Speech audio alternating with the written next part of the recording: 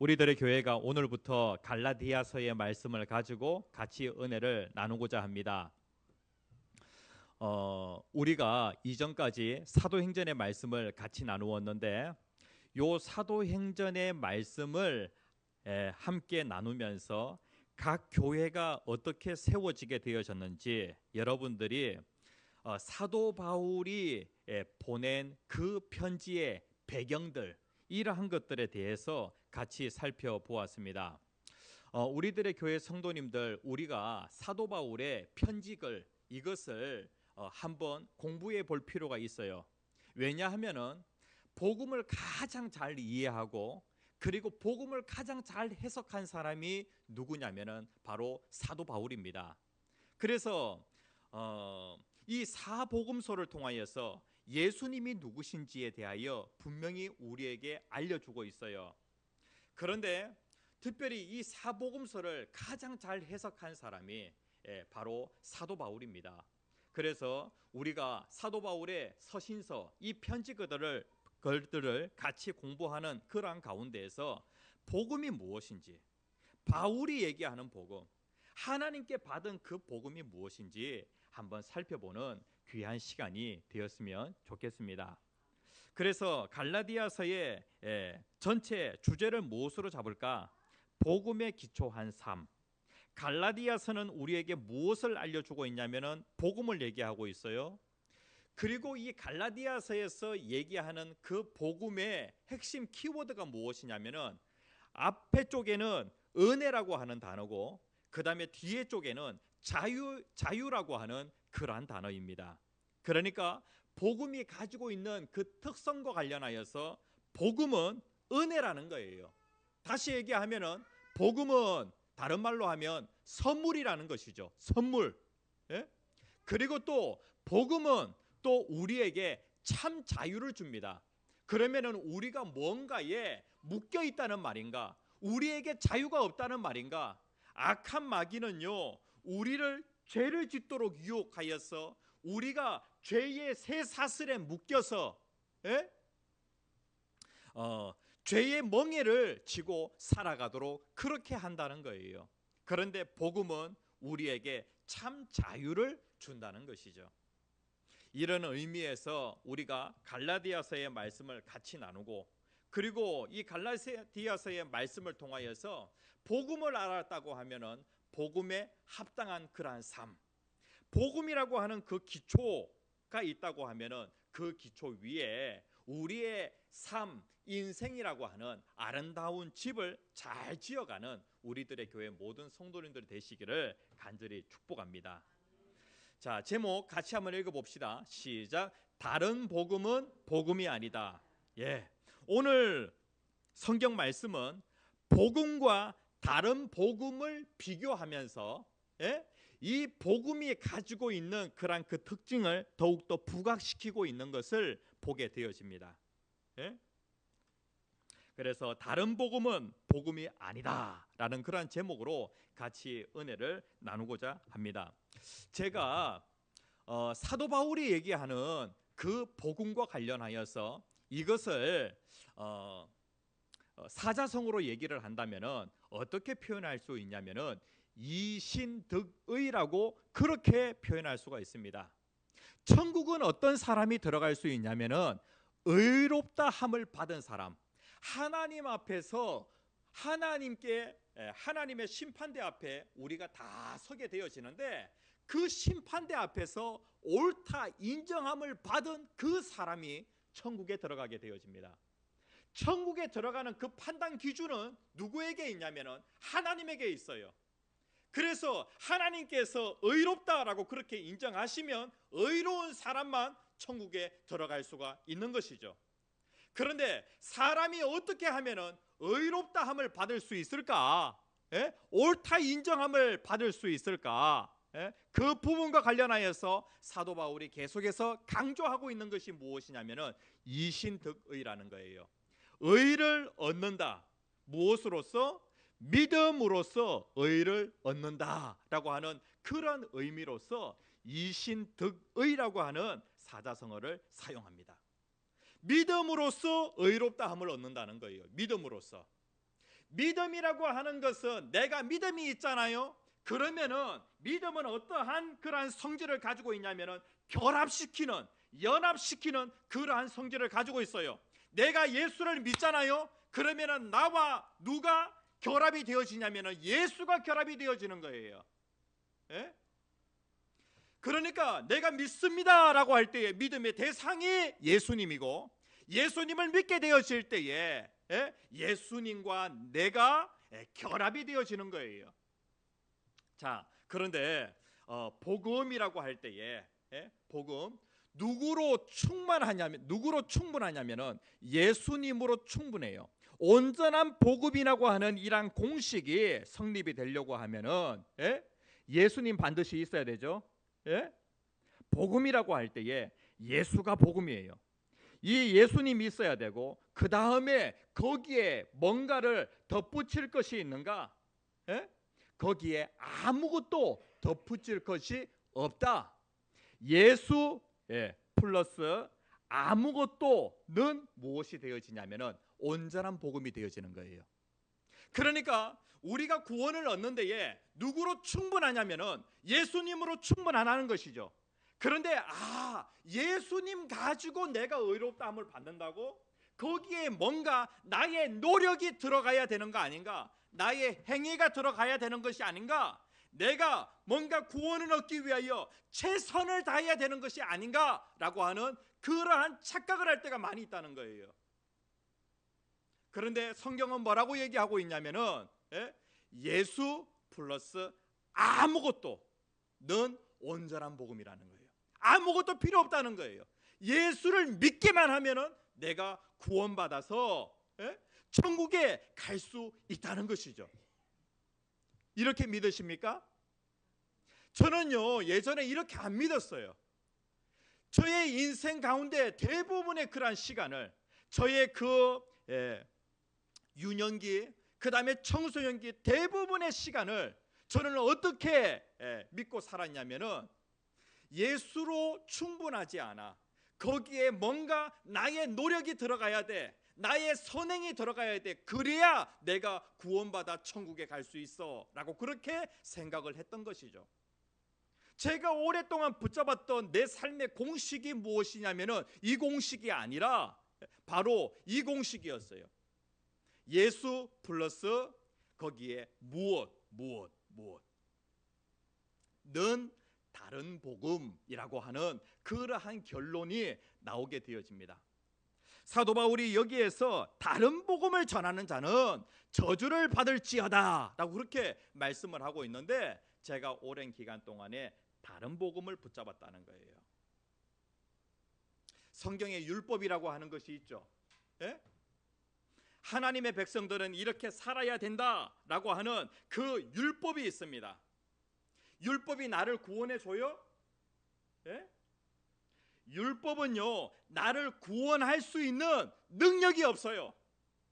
성경에 보면은요, 많은 그 하나님의 명령들이 있는데 하나님의 명령들은 나를 구원할 수 있는 능력이 없다고요.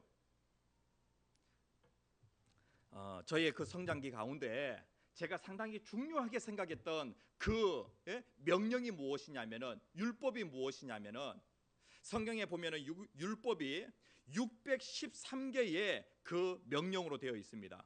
그런데 그 중에서 저의 인생 가운데 제가 정말로 중요하게 붙잡았던 그 명령이 무엇이냐면은 안식일을 기억하여 거룩히 지키라라고 하는 그런 명령이었어요.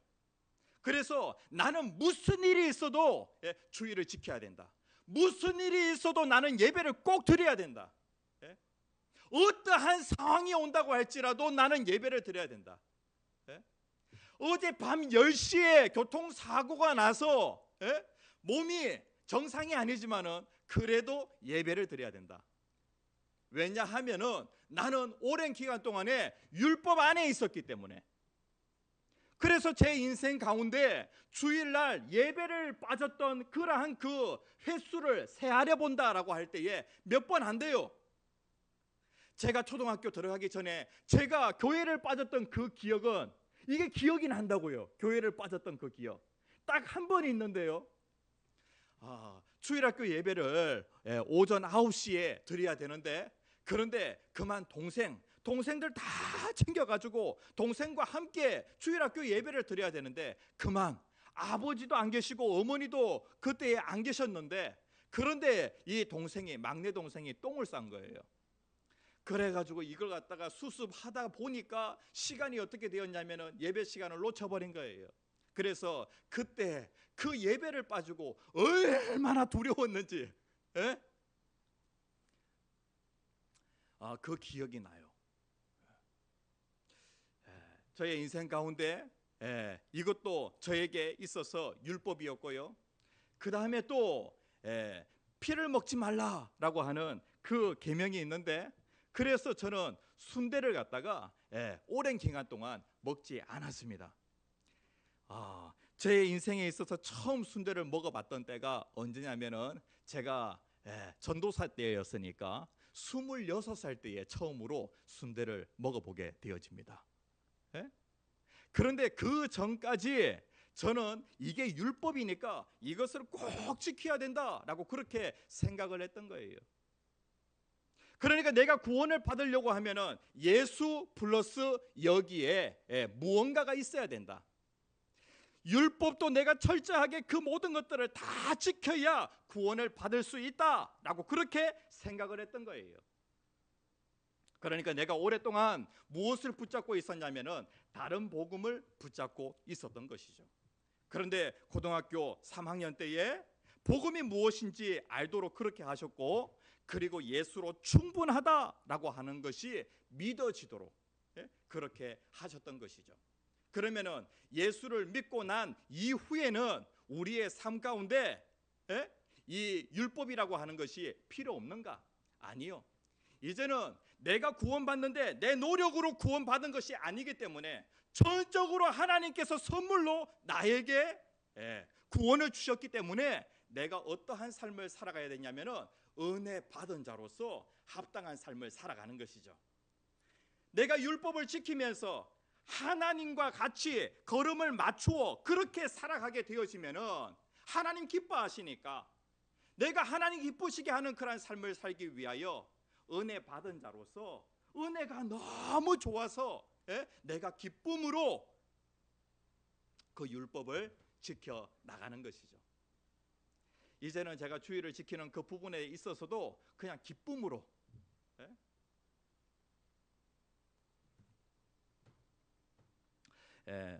어제 밤 10시에 교통사고가 났습니다. 아이들을 다 태워주고 집으로 돌아오는데 사고가 난 거예요. 여기가 어디냐면은 그 만선초등학교 넘어가는 데 그 다리. 이제 저는 만선초등학교에서 그리고 저기 만선 삼거리 쪽으로 진행하고 있었고, 그리고 갑자기 그 뚝방길에서 차 한 대가 불쑥 튀어나온 거예요. 그런데 이게 좁은 길이니까 속도를 좀 줄여서 와야 되는데 그냥 속도가 꽤 있었던 것 같아요. 그리고 이제 저의 그 차는 앞바퀴 있는 쪽을 부딪히게 되어지고, 그리고 그 충격에 의해 가지고 차는 쫙 밀려 가지고 저 반대쪽 차선 그 다리 그 앞에까지 차가 쫙 밀리게 되어집니다. 그리고 이제 그 이 승용차도 상당히 세게 박았으니까 앞에가 이제 완전히 다 파손됐고, 그리고 이제 교회 승합차도 앞바퀴 있는 쪽이 완전히 파손이 된 거예요. 이렇게 딱 되어졌어요. 이제 밤 10시 목회자가 제일 민감한 시간이 이제 설교 준비하는 시간, 제일 집중이 잘 되는 시간이 밤 9시에서 밤 12시 그 사이가 제일 집중이 잘 되는 시간인데, 그 시간에 지금 이제 사고가 난 거예요. 하나님 오늘부터 갈라디아서 강해가 들어가야 되는데 하나님 어떠한 그 뜻이 있습니까? 하나님 이러한 그 사고, 이때까지 토요일 날 사고 당한 적이 한 번도 없는데 하나님 이 토요일에 사고를 당한 그 이유가 뭡니까? 이렇게 하면서 이제 제가 계속해서 묻게 되어지죠. 그런데 이제 이 운전한 승용차의 운전자가 어떤 사람이냐면은 외국인에다가 그 다음에 음주 운전에다가 그리고 무면허에다가 그리고 차도 자기 차가 아니고 친구의 차를 빌려가지고 운전을 한 그러한 상태예요. 이러한 상태. 이제 비는 이제 막 이제 오고 있는 그러한 그 상황이었고, 오늘 아침이 딱 되어지는데 모든 것이 다 하나님의 은혜잖아요. 하나님께서 황 목사를 사랑하셔서 황 목사에게 구원이라고 하는 큰 은혜를 베풀어 주셨고, 그 은혜가 누구로 말미암았냐면은 예수로 말미암았고, 그리고 그 예수는 나를 구원해 주는 그 순간에만 나와 함께 하셨던 것이 아니라 내가 운전을 하는 그 순간에도 예수는 나와 함께 하셔서 나를 보호해 주신 것이죠.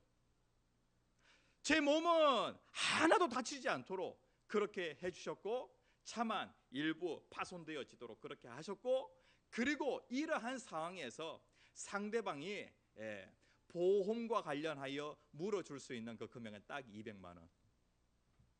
그러면은 지금 교회 승합차 수리하면은 딱 나오는 그 금액이 딱 200만 원이에요. 딱 이 정도만 하나님께서 해주셨고, 그리고 제 몸은 잠깐 근육이 놀란 정도 이렇게 되어졌고요. 그리고 차에 제 셋째 딸이 타고 있었는데 셋째 딸도 뭐 크게 몸은 이상이 없대요. 그냥 머리 부딪혀 가지고 조금 뭐 이제 혹이 난 그 정도. 그런데 오늘 아침이 되어지니까 너무 감사한 거예요. 우리 아이들, 중고청 아이들이 그 차에 타고 있었는데 아이들 한 명씩 내려줬어요. 어제 그 차에 타고 있었던 사람 손 들어보세요. 차에 다 타고 있었어요. 그래서 한 명씩 내려줘요. 동원이 내려주고, 도연이 내려주고, 엄지훈 내려주고, 그 다음에 또 미나 내려주고, 유빈이 내려주고 딱 했는데 유빈이까지 다 내려주고, 그리고 돌아오다가 이 사고가 난 거예요. 이 보험도 제대로 안 되는데 이 아이들이 다 타고 있는 상태에서 사고가 났으면 어떻게 됐을까? 우리 예수님께서 황 목사에게 그리고 우리들의 교회에 참 보호의 은혜를 베풀어 주셨다. 예수님은 우리의 삶 가운데 일평생 우리의 삶 가운데 찾아오셔서 우리를 인도하시고 보호하시고 공급하시고 이 모든 은혜를 우리의 삶 가운데 베풀어 주신다는 거예요. 다시 그래서 우리가 어떠하든지 복음을 붙잡아야 됩니다. 지금 이 갈라디아서의 이 말씀은 누구를 향하여 썼냐면은 교회 다니는 사람을 위하여서 이 갈라디아서를 썼는가, 아니면은 교회 다니지 않는 사람들을 위하여서 이 갈라디아서를 썼는가? 누구를 위해서 갈라디아서를 썼어요? 사도 바울이 1차, 2차, 3차에 걸쳐 가지고 전도 여행을 하게 되어집니다. 그러는 가운데 사도 바울이 소아시아 지역에 이 갈라디아라고 하는 지방이 있는데요, 여기에 많은 도시들이 있어요. 이 갈라디아 지방을 다니면서 열심히 전도하여서 교회를 세우게 되어집니다. 그런데 사도 바울이 개척한 이 갈라디아 교회와 관련하여 안 좋은 소문이 들리는 거예요.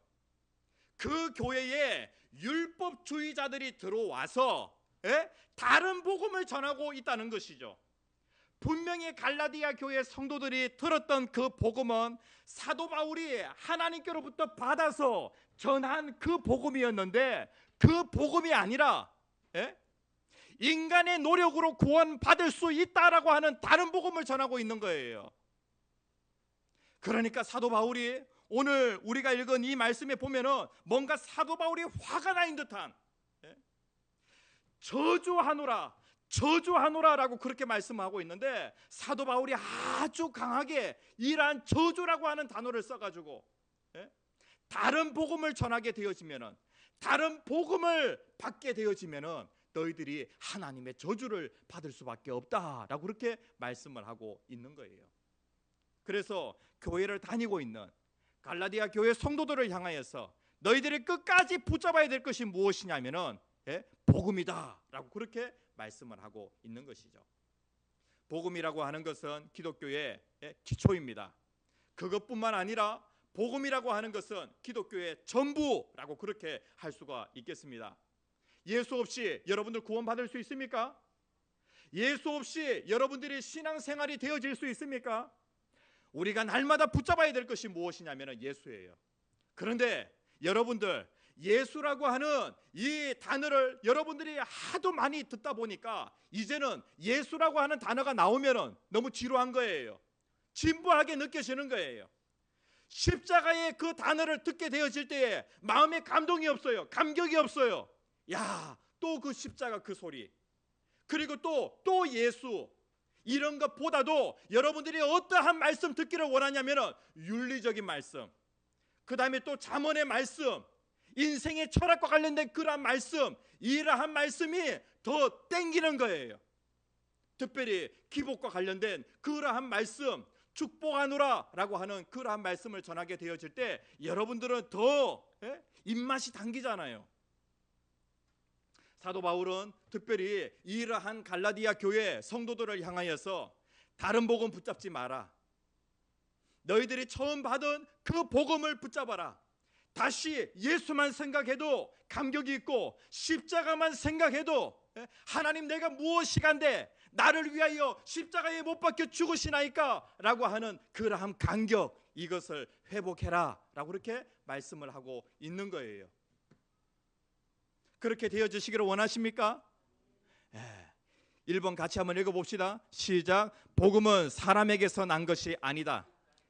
세상의 종교, 세상의 철학, 이 모든 것들은 다 누구에게서 난 것이냐면 사람에게서 난 거예요. 사람에게서 난 것이 인생의 그 죄 문제를 해결할 수 있어요? 세상의 철학으로는, 종교로는 이 죄 문제를 절대로 해결할 수 없어요. 해결할 수 없기 때문에 하나님께서 우리에게 복음을 주신 거예요. 그래서 이 복음은 사람에게서 난 것이 아니에요. 사도 바울이 정말로 변화되지 않을 것 같았던 이 사도 바울이 변화가 되어지는데 어떻게 변화가 되어져요? 바울아 바울아, 사울아 사울아, 주님이 사울을 부르십니다. 그 부르신 분이 누구시냐면 바로 예수님이십니다. 사도 바울은 다메섹 도상에서 복음이신 예수님을 직접적으로 만나게 되어지죠. 그러니까 그의 인생이 달라지게 되어졌던 거예요. 그리고 사도 바울은 자기가 받은 그 복음, 자기가 만난 그 예수님을 날마다 증거하는 그러한 삶을 살았던 것이죠. 그래서 이 복음이라고 하는 것은 사람에게서 난 것이 아니고 하나님에게서 난 것이다. 사도 바울은 갈라디아 교회를 향하여 내가 사도다. 그런데 내가 어떤 사도냐면은 오직 예수 그리스도와 그를 죽은 자 가운데서 살리신 하나님 아버지로 말미암아 사도된 바울이라고 그렇게 말씀을 하고 있어요. 예수님과 하나님으로 말미암아 내가 사도가 되었다. 그분이 나에게 말씀을 주셨다. 그 말씀을 내가 너희들에게 다시 전한다라고 그렇게 말씀을 하고 있는 거예요. 그리고 두 번째 같이 한번 읽어봅시다. 시작. 하나님은 은혜로 우리를 건져내신, 복음은 같이 한번 읽어봅시다. 시작. 복음은 은혜로 우리를 건져내신 하나님의 구원이다. 복음은 쉽게 얘기해서 은혜의 복음이라는 거예요. 은혜의 복음. 복음을 얘기할 때에 항상 우리는 뭘 생각했냐면은 내 노력을 생각하는 것이 아니라 선물이라고 하는 것을 꼭 생각을 해야 돼요. 내가 천국에 들어갈 수 있다, 이것과 관련하여 내 노력을 연결시키는 것이 아니라 하나님의 선물과 연결을 시켜야 한다는 거예요. 바울이 갈라디아 교회 성도들을 향하여서 인사를 합니다. 사도 바울이 다른 편지 글을 보게 되어질 때 인사를 좀 길게 합니다. 그런데 갈라디아서를 보게 될 때 인사를 좀 짧게 하고 바로 본론으로 들어갑니다. 그러면서 강하게 책망의 말씀을 하고 있죠. 그런데 여기에 보면은 짧은 인사지만은 여기에서 사도 바울이 무엇을 얘기하고 있냐면은 3절 말씀에 같이 한번 읽어봅시다. 시작. 우리 하나님 아버지와 주 예수 그리스도로부터 은혜와 평강이 있기를 원하노라. 뭐라고 인사하고 있어요? 카리스라고 인사를 합니다. 카리스, 은혜, 다른 말로 하면 카리스. 그 다음에 또 평강, 다른 말로 하면은 샬롬. 그 갈라디아 교회 성도를 향하여서 카리스, 그 다음에 또 샬롬이라고 그렇게 인사를 합니다. 그런데 여기에 보면은 순서가 뭐가 먼저 나와요? 은혜가 먼저 나오고 평강이 나중에 나오죠. 사도 바울이 얘기하는 그 은혜라고 하는 것이 무엇이냐면은 지금 온전한 복음을 설명하는 데에 무엇을 가지고 설명하고자 하냐면은 은혜를 가지고 설명을 하고자 하는 거예요. 은혜라고 하는 것이 뭔 줄 아세요?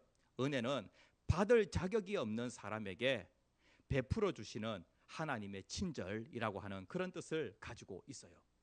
그래서 우리가 은혜라고 하면은 뭔가 예배 때에 내 마음에 오는 그런 감동, 감격 이런 것을 은혜라고 생각하잖아요. 그런데 은혜를 생각할 때 우리는요, 은혜를 가장 잘 나타내 주는 단어가 바로 선물이에요. 선물. 에베소서 2장 8절 말씀에 보면은 너희는 그 은혜에 의하여 믿음으로 말미암아 구원을 받았으니 이것은 너희에게서 난 것이 아니요 하나님의 선물이라. 우리가 구원받는 것은 하나님의 선물이라는 거예요. 선물이라고 하는 것은 돈 주고 사는 것 아니에요. 나는 하나님의 선물을 받을 만한 자격이 안 돼요. 그런데 하나님께서 나에게 은혜라고 하는 선물을 주셨다는 거예요. 왜? 나를 사랑하니까. 선물은 누구에게 줘요? 사랑하는 사람에게 줘요. 세상에 많고 많은 사람들 가운데 하나님이 나를 사랑하시는 거예요. 단지 사랑한다라고 하는 그 이유 하나 때문에 돈도 안 받고 나에게 그냥 주시는 거예요. 뭘 그냥 주시는가? 하나님의 자녀라고 하는 그 신분을 그냥 주시는 거예요. 그 다음에 또 천국이라고 하는 그 선물을 그냥 주시는 거예요. 이게 바로 은혜라는 것이죠. 하나님이 이 모든 것들을 다 약속하셨기 때문에 우리는 반드시 천국에 들어갑니다. 그리고 은혜와 평강이 있을지어다. 은혜 받은 자에게 뭐가 오게 되어지냐면은 진정한 평강이 오게 되어집니다. 이 평강이라고 할 때 참 평강은요, 하나님과 인간이, 죄를 지은 인간이 화목하게 되어질 때에 인간의 마음 가운데 진정한 평화, 진정한 평강이 오게 되어집니다. 그런 의미에서 사도 바울이 은혜와 평강이 있을지어다 라고 그렇게 말씀을 하고 있어요. 하나님이 우리에게 은혜를 주시는데 언제 은혜를 주셨는가?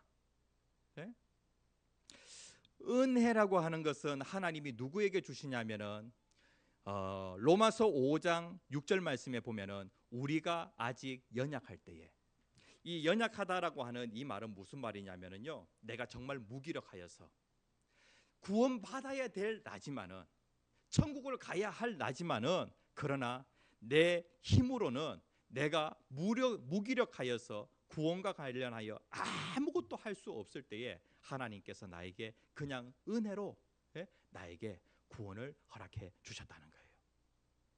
우리가 아직 연약할 때. 그 다음에 8절 말씀에 보면 우리가 아직 무엇 되었을 때에? 죄인 되었을 때. 하나님이 가장 싫어하시는 것이, 거룩하신 하나님이 가장 싫어하시는 것이 바로 죄입니다. 죄에 대해서는 하나님이 진노하실 수밖에 없는 것이죠. 그런데 내가 하나님의 진노를 받아서 저주를 받아야 될 난데, 내가 죄인 되었을 때에 하나님이 찾아오셔서 내가 너를 끝까지 사랑하겠다라고 그렇게 하나님이 작정하시고 나에게 구원이라고 하는 것을 선물로 주셨다는 거예요.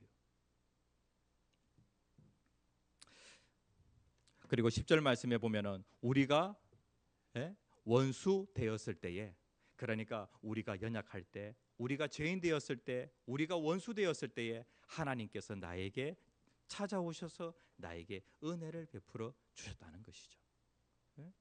그러니까 이 복음이라고 하는 것은 무엇이냐면은 내가 노력으로 받은 건 아니에요. 하나님이 나를 사랑하셔서 선물로 받았어요.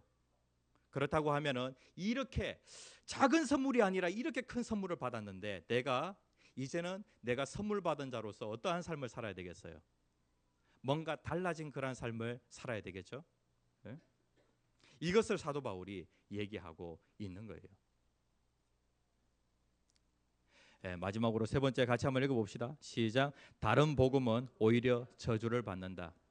그러니까 지금 갈라디아 교회 성도들이 사도 바울이 전하여 준 그 온전한 복음을 받고 그것 가지고 신앙생활을 하다가 그 교회 안에 율법주의자들이 들어와 가지고 예수 믿는다고 구원받아? 아니야. 예수 플러스 거기에다가 너의 노력이 들어가야 돼. 너의 행위가 있어야 구원받아 라고 그렇게 가르치는 거예요.